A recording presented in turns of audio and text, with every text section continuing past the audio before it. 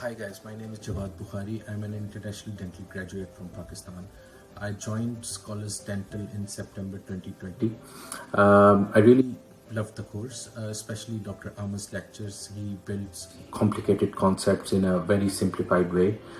I loved Dr. Hajar's Zoom sessions. She does a very good job in explaining the questions.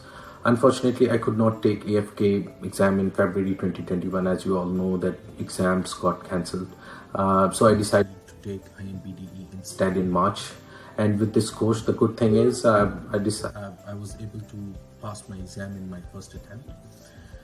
That's my experience. If somebody wants to ask me questions, I am open to it. And thank you for watching the video and good luck for the exams, guys.